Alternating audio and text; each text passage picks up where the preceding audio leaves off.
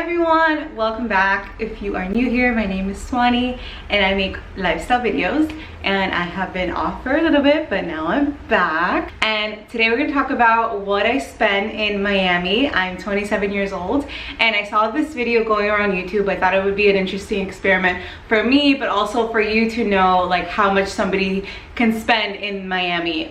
There's a couple of factors that I'll be talking about that'll influence my spending. For the most part, this is in general sort of idea of what somebody can spend in Miami. This is not to brag about what I spend or to brag about my lifestyle, just about sharing some information about money in the city. I'm 27 years old and I live in Miami Beach, Florida. I commute to work, which is about 20 minutes away, and I normally Lyft to go to work. I choose not to have a car. For a long time I was working from home. I didn't really feel like I needed one, and that's going to continue very soon. But in the meantime, I'm commuting to work this season. A lot of my spending is Uber, so just keep that in mind. I'm gonna do my spending with and without Uber, so you can get an idea, like in case you do move to Miami or in case you're in Miami and you have a car and you don't really need to Uber so much. So I have everything written down on my phone.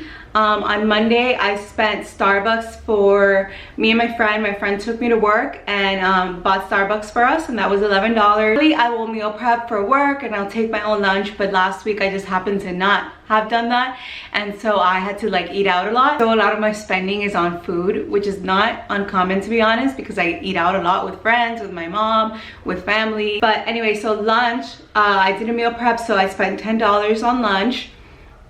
I took an Uber back from work, which was $13, and then later that night I went to Trader Joe's for groceries. So Monday was a total of $61. On Tuesday I took a Lyft to work, which was higher than normal. Normally I'll spend like $13 to $15 to go to work, and that's just like a regular Lyft, like just for me, not Lyft pool. But this one was a little bit more expensive. It was $20. I don't know what was going on that day. Then I took a Lyft back and it was $10. So my total on Tuesday was $30. For lunch on Tuesday, since I had done groceries at Trader Joe's, I took my own lunch to work, so I didn't have to buy lunch that day. On Wednesday, I forgot to have breakfast, so I had a toast which cost me $3 from a little cafeteria next to my job. And then my Uber or my Lyft, because I use Lyft, I don't really use Uber. I feel like Lyft is more fair to its drivers, and it's also a lot cheaper for me, so that's what I do. My friend took me to work that day. I took an Uber back. My Uber back was $10. Then I took another Uber to my friend's house because I was having dinner with her, and it was raining. Normally I would walk because she lives in like blocks away, but it was raining, so I took another Uber, which was $6. And then that day I had dinner at my friend's house. Thank you, Marie's, for the pizza. It was $19 total on Wednesday. Then on Thursday I took a Lyft to work. That was $16. $14 for lunch that I ordered on Thursday. $10 to come back home.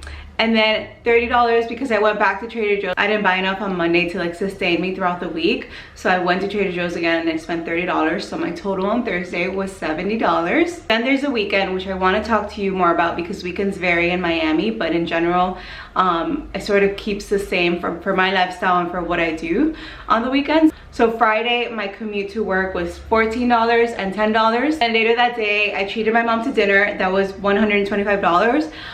We went to sort of a nicer sushi restaurant, so it was more expensive than most. And we had 2 cocktails, 2 appetizers, and 2 different sushi rolls. So it came out to a little bit more than usual. I would say like a dinner like that is normally, I don't know, 90 to 100 here with tip included, so this was like a little bit more, but it was a nicer place, and we had a really great service, so there was a generous tip involved, and we had a great time, so no regrets. Total Friday was $149. And then on Saturday, I wanted to treat myself to some coffee in the morning, so I had a $6 coffee from Starbucks, and then I bought myself the Flav City Keto Recipe Book. I'm trying to keep an anti-inflammatory diet because I've had a lot of health issues lately, and the diet just helps me with everything that I've been going through. So I bought the Flav City Keto Recipe Book. If you don't know Flav City, you should check them out, especially if you're into keto or eating that in that way. I got from Amazon. It cost me $25. It's $20 on Amazon Amazon, but I paid more. Even though I have Amazon Prime, I paid more for delivery because I wanted to get it on Saturday so that I could meal prep on Sunday. I don't have laundry in this apartment, so I'm trying out a new laundry service. They come and pick up your laundry and then they bring it back, which is pretty cool and very millennial of me. That was $35. I had a lot of laundry to do. It's my first time trying it, so I'll let you know how that goes if you're interested. And then I bought some new jeans because I really don't have any. I'll put them up here. They're super cute. Those are $50. Normally if I have dinner or brunch on the weekend, I don't like to do that twice on the weekend because then it's a lot of money to spend. Well, at least for me, I don't like to spend that much. So today is Saturday, but I'm predicting at night I'll probably do the movies or maybe a bar with friends or somewhere just relax, maybe a friend's house. So maybe I won't spend anything, but in case I do, I'm predicting around $30 for that.